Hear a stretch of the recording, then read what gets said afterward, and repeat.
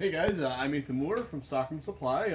I got this old 14-inch bandsaw that I've been kind of fixing up to sell. Now we've noticed a lot of you guys, you may be at home right now, you're fixing up your old bandsaws because we've been selling lots of parts. Now, one thing that often gets overlooked, especially on the bottom, is the thrust bearing. So if we look at the top thrust bearing, everything is going well here. It's spinning nicely, that's all fine. But if we look at the bottom, well, I'll take the table off and we'll take a look at the bottom one.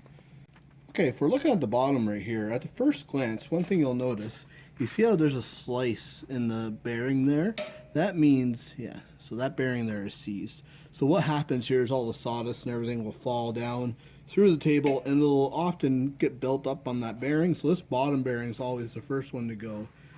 So it's not spinning anymore, so it's got a hard spot. So we're gonna replace it. Now you can, these are all taken on and off the bandsaw in different ways. This particular saw has little clips, really easy to take out. You just clip it like that with a flat screwdriver, put that aside, and there is my bearing. So if we look,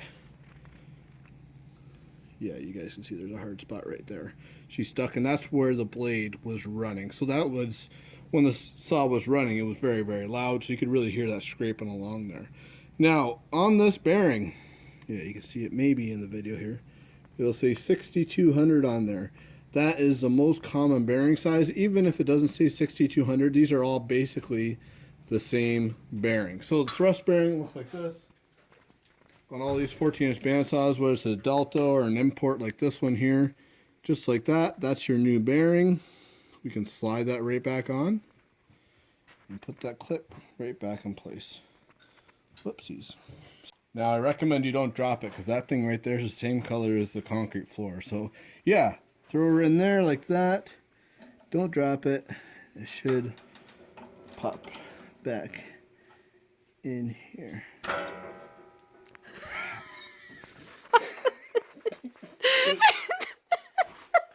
I see it. Quit laughing.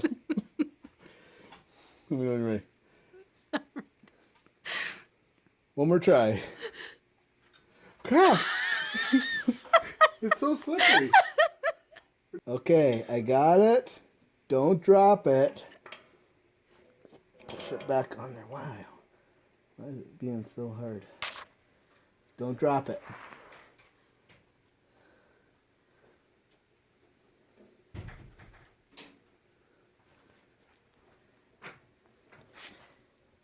There she goes. And there is our new bearing. Easy.